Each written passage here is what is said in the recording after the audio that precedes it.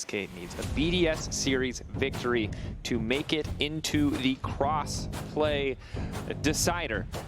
So, again, SK want to keep their fate in their own hands. We're often in these situations at the end of our regular season, regardless of format.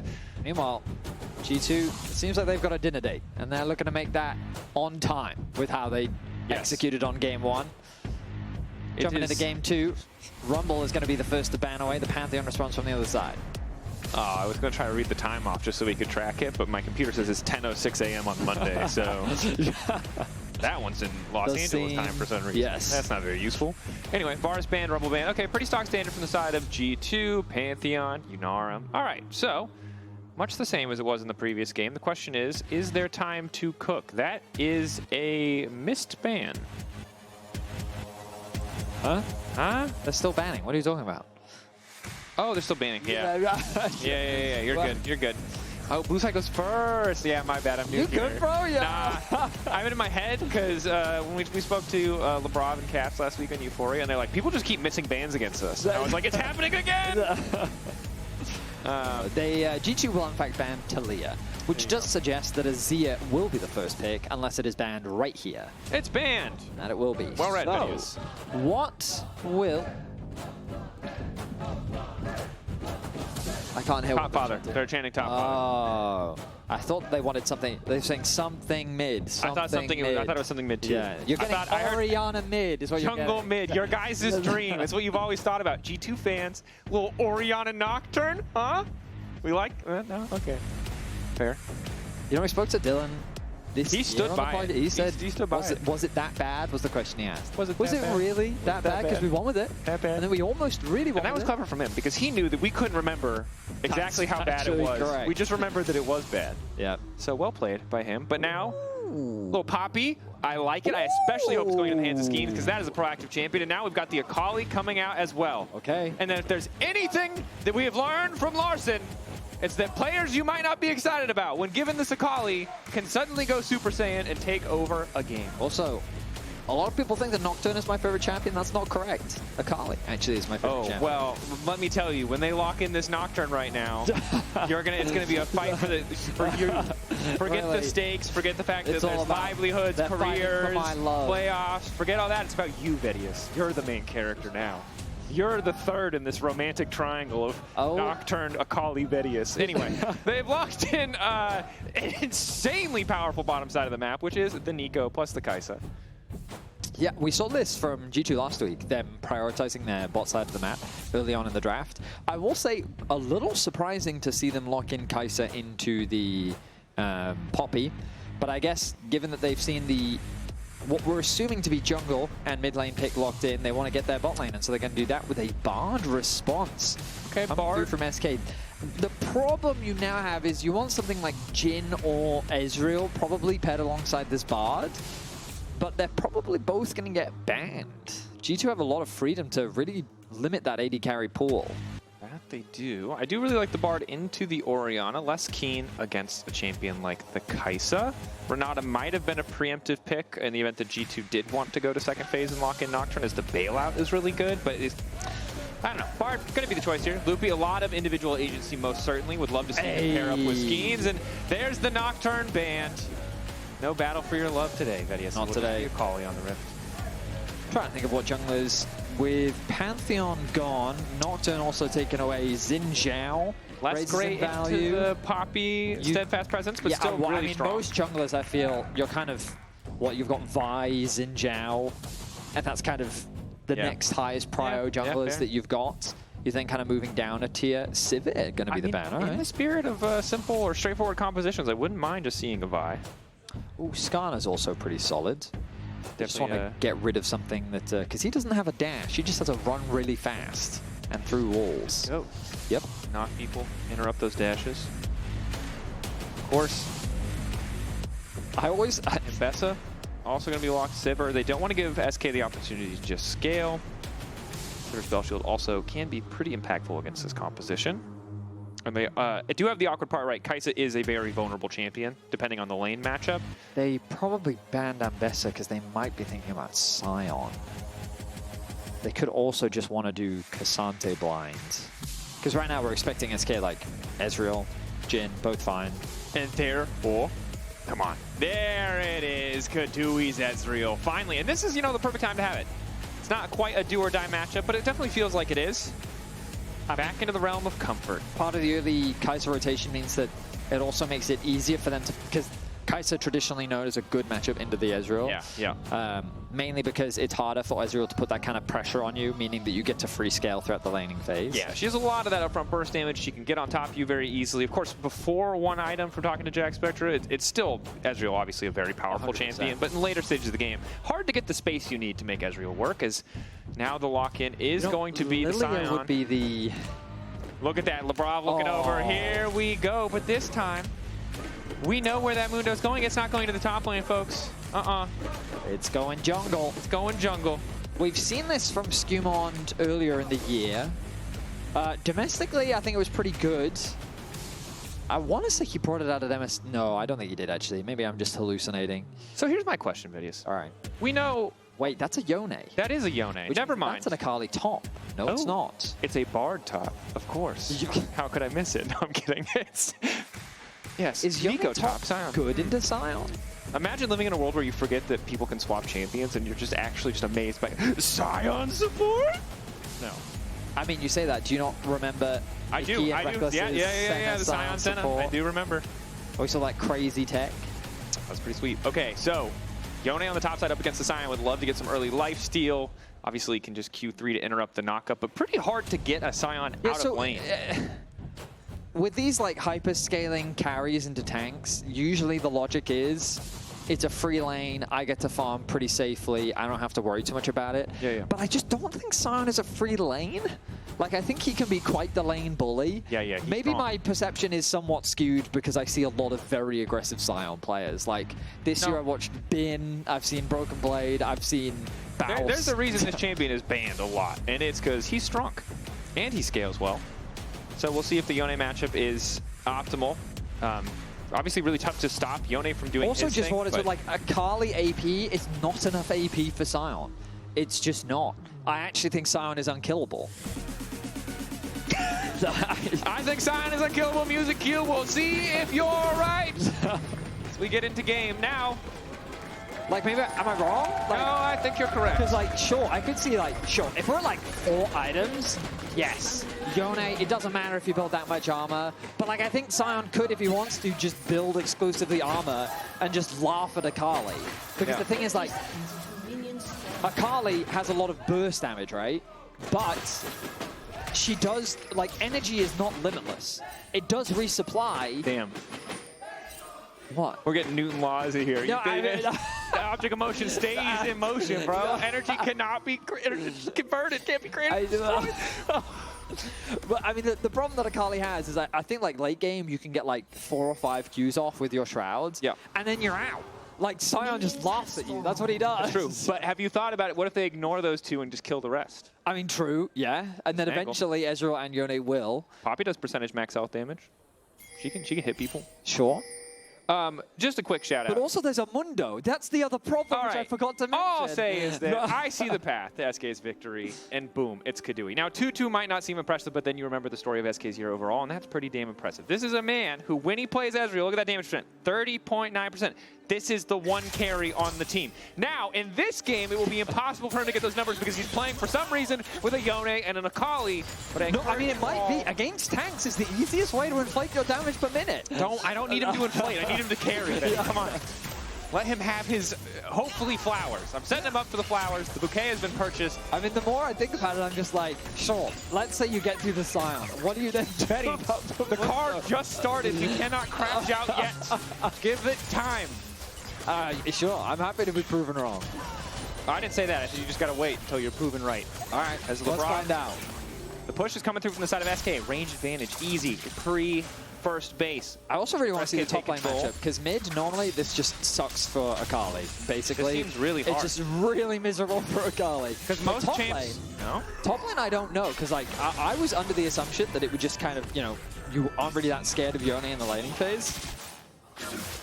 But DnDn's getting some nice trades off. Both actually opting for the Doran shield start. I think that's also completely fine for DnDn. You see what I mean by, like, Broken Blade has a decent amount of range, and it's quite easy for him, in my opinion, to trade back against the Yone. So.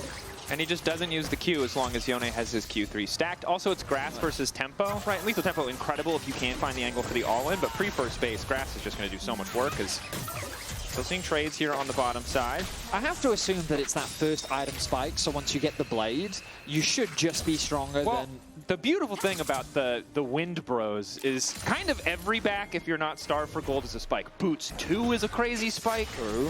A recurve bow feels pretty good. Yeah, Blade of the Rune King, obviously the big one, but even as early as Boots 2, we can start to see this man dance. Although if he doesn't go Berserker's Greaves, I don't know what to talk about, because that's the only item I've ever built up as champion.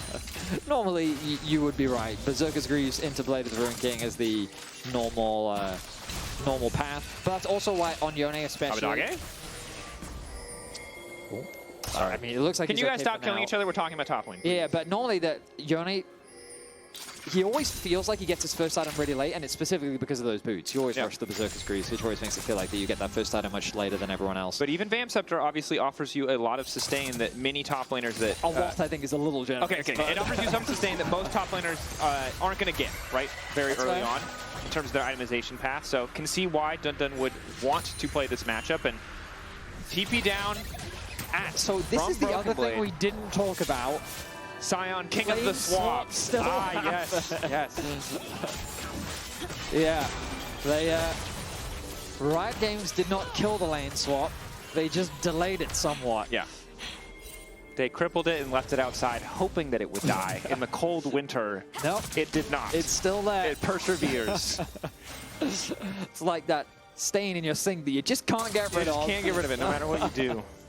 It will not take care of itself. Anyway. Admittedly, it's in a much healthier spot than it was in the past. No, for sure. Now we have the 5-minute swaps, which is what you're seeing here, as Broken Blade gets a nice setup in the brush. And again, DnDn's ability to stop Broken Blade from instantly clearing the wave disappears when BB's able to get to lane first. So good heads-up swap coming in from the side of G2. Hansama's still suffering in the context of the 2v2, as it's pretty easy for SK to get priority. And that first dragon is now on the rift. Will either team be interested in that first objective? Because both junglers, they seem to have their music on full blast right now, just roaming their way through the jungle. Abbedagge. Skeanz. Cap's going to get knocked back here, flashing away. So he had to there. Summoner spell advantage. Cap's running low on mana as well. Yeah, it was the mana specifically that I think made him quite uncomfortable in that situation. If he had a little bit more, I think he would have considered playing it. Q? He's just hard reading him. What? He doesn't. Oh? Nope. I guess he realized it would have been a 1-for-1. If Sion has W, you probably just die. Yeah. Okay. Fair enough. Yeah, no. Nice trade from DnDn. Gets the flash out from Broken Blades. Can I get a little picture-in-picture replay? Is that too much to ask? Was that a hard read, or did the whiff just turn into what looked like an active? I think that was a whiff from Broken Blades. He tried to predict when the Q would come through, then he flashed, and then DnDn got the knockout. Yeah. Fair enough.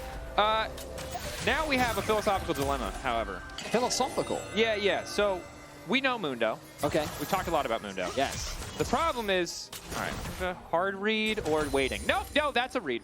Oh, he did read. He started it. So credit to DnDn. Well done. Okay, Mundo. Problem is, we all know Mundo for one thing. Yes. That one thing is 3 words, and they all start with P. It is push, push, push. Yep. What do you do when you are jungle Mundo? You still push. Right here. Look, time to push. Does it count? I think so. As long as you're going forward, you are pushing. He's going backwards, though, Vedius. Now forwards. SK have secured the objective as Mundo continues to go backwards and forwards. Uncertain if this is his time to walk in. Here's the thing. Right now, if this was solo queue, SkewMond would be pinging his top laner, being like, why aren't you here? Why aren't you a dragon? And it's because DnDn got Sion's flash. And so having that lane prio, forcing the early back to come through from Broken Blade, that's an ulti. Traded for ulti. Really didn't want to lose out on that minion. That was a commitment there, as Loopy's going to be able to retreat. Okay, so Broken Blade anticipating getting ganked, does immediately ult, but now he doesn't have the ult. His Skeanz moving in, extra fast. Broken Blade trying to walk away. Q3 there for DnDn. Look for the side step, but Sion's hitbox is a little bit too big. SkewMond on the way down, extra health now coming in. Zombie Broken Blade will not get any support from SkewMond. I was a little worried that SK wouldn't actually have the damage needed to secure that kill, but the extra knockup coming through from DnDn helped them secure first blood. So SK coming alive here in game 2. And I mean, again, in that long lane, lethal tempo, once it's stacked, you're getting so much value.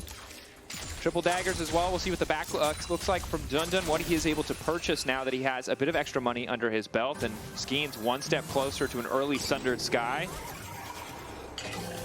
Much better early game for SK. Obviously, all of that gold is in DnDn, but we'll see what he can do with it. Now, of course, to remind people of the stakes, SK, they're fighting for that cross-group decider. Yeah. And so they need to get a game off of G2 to basically guarantee these tiebreaker shenanigans. If G2 clean 2-0s, we won't have any tiebreakers today, and SK is then very reliant on Vedius beating out Heretics. Yeah.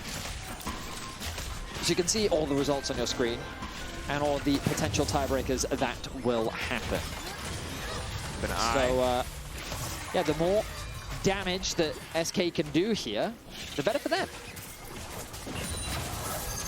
Definitely important. Again, strong start. You heard it from the desk as well, though. If you get to that 20-minute point, if G2 are comfortable, it gets much harder. They're much cleaner on average on the map, but we've seen SK, they can find these leads. Clear things to play around. Usually sets them up well. Right now, that clear thing is DnDn on this Yone. Nice early bases, although taking a tower shot, not ideal. The downside is, I mean, Sion just once he gets a little bit more arm runners, but we'll feel pretty good. The big thing that you mentioned earlier, Akali being solo AP, I think is still valid, but I will say that Yone, about like 30 to 40% of his damage is magic damage, so maybe with DnDn now having a lead, that will make it a little bit harder for Broken Blade. Not a lot, but you know, a little, it's an extra taste, an extra smattering of magic damage. The one thing I will say is side lanes, ooh, they're looking juicy for SK. Looking very, very juicy. Yone, Akali on a side lane into these champs. Also, there's not a good ball delivery system for the Orianna to get on top of Keduii, and that's Sama wants to deliver it himself. Did you not see when Broken Blade got hooked in and then Mundo was the ball delivery system last week? I don't think you can rely on that. I'm going to say that's...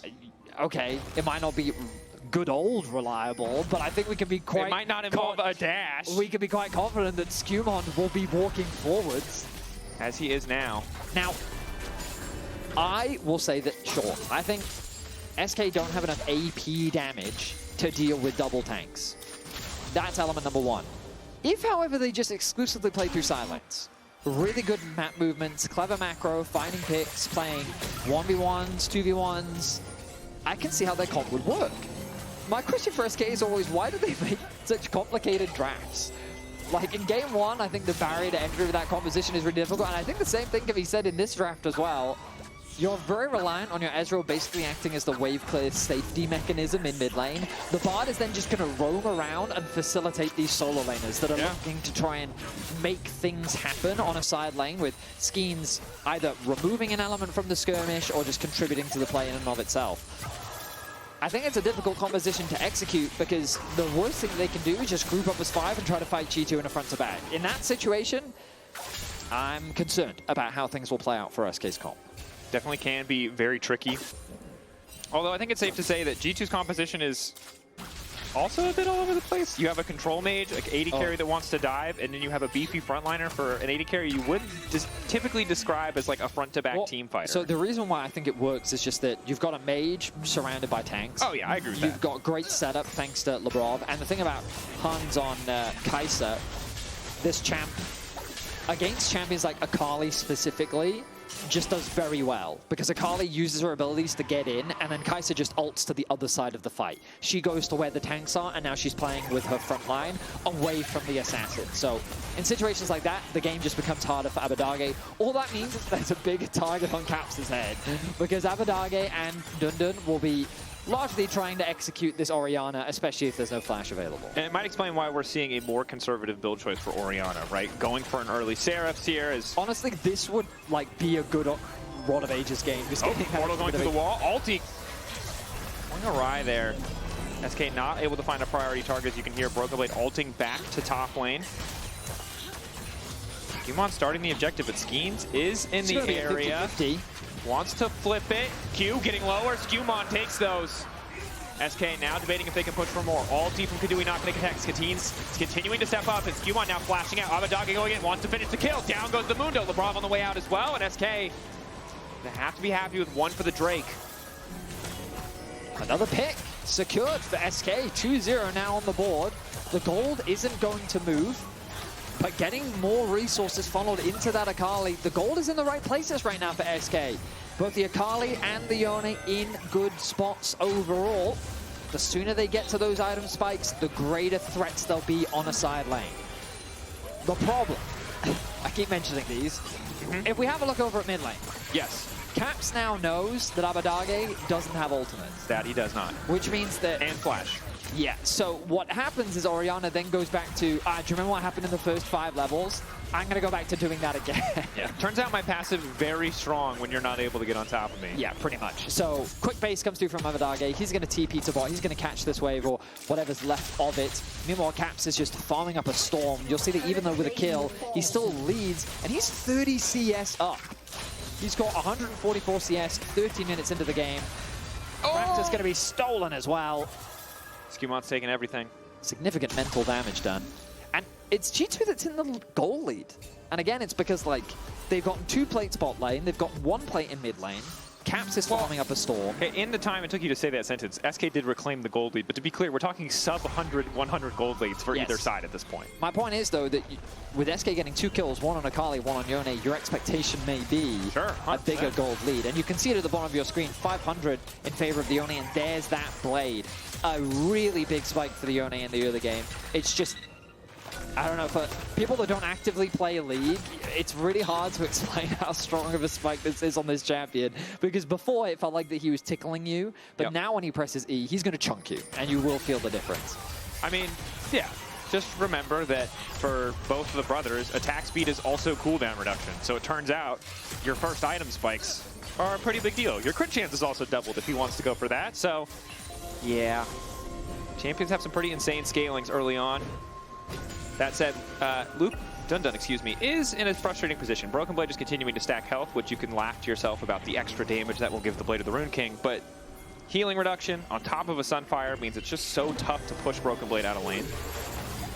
Ulti from Loopy going a bit wide here as Abbedagge is just standing on control wards, unbeknownst to him, as he's not face-checked the brushes.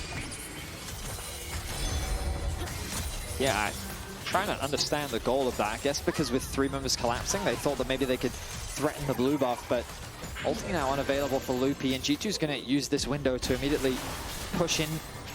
Done. There's that damage we were talking about, like, oh, there it is, that 1 item spike. It's a strong one. About to hit level 13 as well, so max rank and the soul unbound. Oh yeah, the E extra damage amp. So G2 continuing to keep the pressure as Loopy's once again getting poked out. One of the disadvantages with this Bard build, if he's going to go Redemption, is you are so damn squishy. You do get a bit of extra damage, a bit of burst from your support item, but mispositioning can be lethal. As ooh, look top, that river. The shotgun's going to whiff. Nice idea there from G2 trying to catch Abbedagge, but he's going to navigate his way out of that one as they secure the Heralds. But surviving, I think it's safe to say, not thriving. As you said, G2 do get the Herald. The good news for the side of SK is DnDn. He is... absolutely. He's in a great spot right now. I will say, I wonder if they'll consider moving Sion into the Akali lane soon. But I guess they're still worried about Orianna into the Yone matchup as well. But basically, like, with this Akali build, it's just sad into Sion. The ticklers. you really just... You just be a poke him with the little really, hex like, tech Sion rockets. really just doesn't care. Yeah. Done. It's going to get rooted up. Ooh. I get damage there. Broken Blade not having all stops there from being too much kill pressure there. The Sion burst damage is something that has to be respected, but Broken Blade's most recent back does get him the plated steel caps. Hugely important item against someone as auto attack reliant as the Yone. Across the board, at least first item completions coming in for SK, perhaps an opportunity to fight. Look at the minimap, you notice what they've done now? The Sion is now going to go top into the Akali, and they're going to put the Orianna into the Yone instead. Now, I do think this is the smart choice. Like, Orianna isn't safe against the Yone, but Akali can really do very little to the Mundo. And it's just a safer matchup as well, because Caps is at risk. But also, it sets them up nicely for the Dragon that's available. Broken Blade has the TP at his disposal. Abbedagge has the same. Looking to go back to base, quickly spend what gold he has ahead of the fight. His base just got interrupted, though. Will delay his involvement in the play. Crucial interrupt as the Ezreal Coming down to bottom lane, Labrov using the portal, but will be spotted out. Top got interrupted again. Abbedagge just cannot get back to base. Broken Blade is hovering in the river every now and then. He's interrupted it again. He just refuses to let him back. Yep. And it's such a massive nuisance. It provides a lot of safety and security. And now he's proxying. Yep. And I see what you're talking about. There is a distinct tickle happening on the top Yes, side of the map. I mean, He's like, losing. This champion hasn't built any damage, and he's winning damage trades. Okay. Yeah, you basically like have to build the Andrews. I'm sorry, but I would be mad if the champion with all armor, no damage, is doing more damage than my Akali with the first item. I'm telling you, because she can't Q you enough. Yep. Energy is finite. Yes, I get it. I understand. I understand. God, I've experienced this matchup so many times. It's so miserable. Okay, now on the way has out. been isolated. Probably just a quick ult. Yep. Trying to make it away, but it doesn't matter. They're just going to try and chase him down. Flash away. DnDn will escape. So you see how impactful that single swap ended up being now, because not only did it secure them the Drake, and credit to Broken Blade, interrupting the Akali multiple times, just very much limited SK's ability to contest the objective. Yep. It then isolated DnDn because G2 had full control over the bot side river. They force his flash out in the bot lane matchup, and then they get the tower as well. Just a nice set of sequencing from G2, all just from the fact of them swapping their Sion up to top lane and bringing their Orianna down. I mean, yeah, good heads-up play. You called it out. A lot of situations, there's a lot of champions. The full armor for Sion could have been a vulnerability in that side lane, but Akali just not the champion who can contest that. And even now, needlessly large rod, maybe Shadow Flame second here. Flame, You're not building Leandries. You're not playing to win the extended fights. Yeah, it is fine itemization, assuming that your game plan is to kill Orianna or Kai'Sa. Yeah, which is also going to be a little bit harder because Caps has now fully stacked the tier, has the full Seraph's Embrace, so it's a little extra shield to work through. So Cap's not going to be the biggest damage threat in terms of itemization this game, but still offers so much utility to the team. I'm a little surprised that he's going towards the Leandries, to be honest. I thought that he would go for something a little bit more aggressive, but just stacking a little bit more HP I don't think is a bad choice. You expect the Zhonya's to be his third item, or at least the arm guard for that extra bit of protection. Abbedagge now making his way under the rift. And this is a pretty easy take for the side of G2. Hansama would love to get a second item right before you can really shred through that objective, but Kai'Sa perfect for taking this. DnDn as well can do a lot of work on that kind of objective, but we'll see if G2 want to start it. Now G2, of course, need to win. This is a random, like, challenge for G2, PlayStation Platinum Trophy kind of thing that they're chasing here. But if they win in 27 minutes and 27 seconds, they will have the fastest series in 2025 LEC. But I'm going to say, I don't think it's going to happen. It'll happen. I think this game is too slow. They don't have quite the same lead that they had in game one. Their vision control is very good. But right now, I think that they would love to try and break that mid tower down. The one thing I feel that I haven't been seeing enough of from SK is Loopy working with his solo laners to try and find picks. I feel like that their biggest strength is DnDn, and they have a lot of side lane plays available to them that they're not really capitalizing on. Instead, they're just getting shepherded through their jungle. Probably needs to commit a little bit more to get out of this one, but the commitment from Labrov is even better. Caps finds the kill. Good ulti from Labrov to pick off Loopy. And isn't that exactly what you wanted Loopy to do? Yes, very much so. I think that SK is just being shepherded around the map, and now with the numbers difference, G2 can start off the Abbedagge. Abbedagge did get that bot tier 1 tower, but I feel like that the way that this game is going, SK was setting up their solo laners to be in a really good spot, but now they're quickly losing control. Broken Blade the raid boss. With Skeanz there, maybe they can do a bit more damage, as Skeanz is just going to proc the phase rush and leap out, but that is the Abbedagge, so getting some flowers back. SK have been doing a good job of farming them up thus far, but also a big boost to XP. DnDn, despite the dominance in the side lanes, despite all the time he's had isolated, Broken Blade is still just even in terms of XP with Broken Blade. Courtesy of the Abbedagge, and see if Loopy can get the setup now, but it doesn't get easier for Loopy is kind of a hard truth here. Again, I really like Celestial opposition if you're losing on Bard. If you're behind, just Celestial. You know, I get it, you want a little bit more damage. I understand, it feels good. I like when people don't get one shot though, I'm just gonna say. Big advocate for defensive itemization. I think this build is really good if you play through your side laners. I hate this. Get Locket or get Celestial. Just pick one, please. For the homies. How about neither? I understand neither.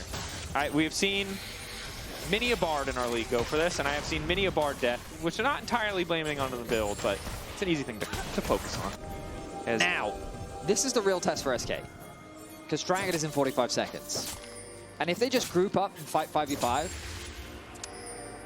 I'm not optimistic. I am not optimistic at all. There's a stride breaker on DnDn. We are all in on the DnDn train. Yep. You know what I'm saying? DnDn. Lisan al-Gaib. He has to bring the victory for SK, bro. There's no other way. No one else has the... I can't believe you converted his name into DnDn and then made him the prophet. I'm impressed. I know where the hope is. I know what side the bread is buttered. Usually it's neither, but this time it's the DnDn side. It's the top side, or wherever he wants to make his home.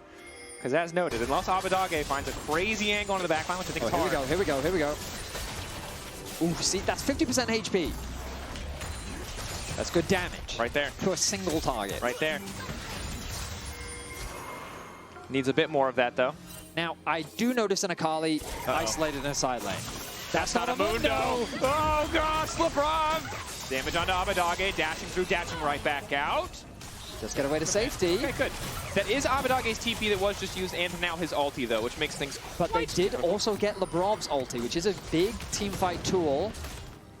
But does it matter? We see DnDn in the area. Not quite level 16, but still a very strong Yone. The Hex Gate's available. The collapse is coming. Going over the wall, getting information. Ooh. Knockback is there from Skeanz. SkewMond still in the pick, and they get him out of there. He still gets the drink, and he just walks away. This man is handling business. That is infuriating for SK. It was actual miscoordination as Loopy ults right as the Poppy ults, but they could have gotten away with it. There is not a deal that Mundo cannot close. Okay, and he locked and loaded, walking away with the Dragon. SK, beautiful Poppy ultimate, creating the numbers advantage, but they can't stop Mundo from securing it. Now, SK trying to chip away the HP bar of Broken Blade, but he will not be deterred. As DnDn doing his best to split push in the bot lane, but what is he split pushing towards? Akali ult is up. DnDn. A classic case of the rage split. He has forsaken his team now. He is living the life of an exile. He will rejoin them once he's, I don't know, found himself or whatever. Right? It's a spirit journey. I'm really curious as to how much damage Summer has done this game. Now, this is not a discredit to him, like he's done something objectively wrong. His role has just been farming, moving around the map, hitting towers. But, like, we haven't actually seen any fights yet. We've just seen, like, a lot of running around the map. We've had 25 minutes and we've got 3 kills. So both 80, I mean, we can also look at Keduii's damage. Oh, here we go. Wow, I have so much power. I didn't know I could run that. Yeah, okay. Yeah. So look at the Neeko. I mean, that just goes to show how much impact Labrov is having on the map. He's running around, poking where he can. Oh, that's my fault, the one that stuck up too long. That's fine. Good job, production. Same brain, one brain. Yeah. 80 carries not having the most fun this game. I mean, their job is to farm. Yep. I think Keduii would have liked to be in a better position, but they just conceded so many positions on the map, and obviously a lot of those initial Bard ult plays, first 2 or 3, Loopy wasn't really able to find a target as Hans now going on safety. Knockup coming in from Skeanz, big damage to Hans. He doesn't quite live as Keduii's able to finish it. Now he's on touch, trying to finish up, follow up kill on Labrov. Won't get anything else. Forced to retreat back as the redemption comes through, heals up SK, and now they're shifting their sights upward towards the Baron. Ooh, they're gonna threaten the Baron. 30 seconds on Summer, a damage dealer gone, and SK want to put their stamp on this game. Where are the raid bosses? Mundo making his way into the river. Base coming through from Broken Blade. He has the TP, he's level 16. 3 points in his ultimate. I don't feel like SK want to risk the 50-50 though. SkewMond has been getting away with murder on these steals. It's business time, Drakos. They want to risk the 50-50. It's business time. SK being zoned out. Caps sidestep on the ulti. Abbedagge coming in over the wall. Loopy following up on the Caps, trying to isolate him. DnDn in the meantime facing off at a 2v1. Ulting through, not sure if he hit Labrov. We can do too many things to focus on. DnDn gonna step back. Labrov down. The Yone ready to pop up. Keduii there to back up, and Summer manages to find the kill. And now the Baron is fully reset. At the end of the day, 2 members down for the side of G2, 1 down for SK, but DnDn out of the fight means Abbedagge's easy pickings, and oh no, here comes the boss. He's looking to take him down. 1 more briefcase. Abbedagge is gone. Loopy will find the stun on a Broken Blade. Broken Blade has so much armor, though. He does not care about that tower. And it looks like a 2-man start on the objective. Now, again, the Baron can now be started because while you killed Summer at the start of the fight, he's back alive. And the raid bosses remain healthy enough to begin this objective. However, Skeanz still around. Ultimate will spot this come through. Keduii, the long-range Ezreal, level 15. You gotta believe in yourself. Here we go. Moving around. It's gone. Oh, Baron's gone. It is gone. We saw a glimpse of how SK's comp wants to work. Yone finding a skirmish on one side of the fight, Akali finding a skirmish on the other side of the fight. Divide and conquer type of playstyle, where G2 is kind of left scattered.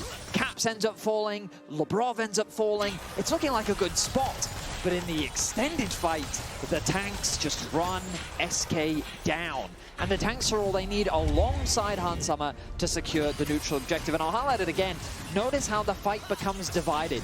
Keep your eyes on Abbedagge. He sets his sights on the target. The Hexgate into the backline. Caps is the one that he wants to execute, locks him down. On the right side of the fight, you've then got the Yone, who's basically in a 1 versus 2, looking to try and take out Labrov, which he's successfully able to do. Hans, Yone's playing very cocky in every team fight. If I ult him, just one-shot him with your ult, okay? Be ready. Okay. Okay, clear game. We're going to keep out for that. And I will say, Hexgate's paying off here. Hansama respawning right as SK decide to turn off the Baron, and the timing just doesn't work in their favor, right? Weren't able to make the most of the window where Hansama couldn't participate in the fight. He is able to come in and clean up at the end there. We saw that quick Q kill onto DnDn. And we'll see if he continues to play cocky.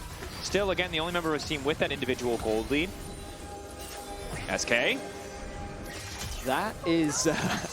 SK.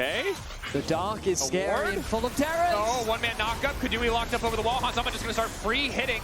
Bard ulti in to get a bit more space. Loopy ults himself. Skeanz going for the knockup. Does not hit anybody. And G2 just going to laugh straight on their way to the Drake. They just tried to And this is Soul. And you can understand why. Again, the pressure is there. It's Soul. But G2 taking this one. DnDn rooted. Ulti trying to interrupt the Q, but he still got stunned. Is that how it works? It's a disaster. It is an absolute disaster. The game is now fully out of control for SK. G2 looking to make the perfect summer split happen. As with the Baron, with the Soul, they will begin their siege onto the tier 3 towers of SK's base. I really thought DnDn was the chosen one, man. When he put the boots into his still suit like that or whatever, he knew the ways, you know? The signs were there, but G2 just better when it comes to coordination and execution. And SK, the Bard, not really working. Nothing's working, it's all falling apart. Okay, there's the exhaust, this one's over. G2, not able to get the fastest series of 2025 so far, but they were only a few minutes off as there were some signs of hope. SK will fall down, they will rely on another team to secure their way to the top of the standings. Labrov finds the route, Skeanz 1v1ing Caps. DnDn goes in and will go down as Hansama easily finishes it up, and the beefy boys just continue to thwack. While Keduii does some okay damage, it does not matter. They will auto the Nexus, they will keep it close. G2 closing this one out, 4-0, the perfect split. Of course, the split very, very short. Yes. But the perfect regular season for G2. Vote for your key player of the series. Broken List SkewMond Caps. Vedius Team Heretics coming up. That's going to talk to you all about stakes. Yeah, the stakes.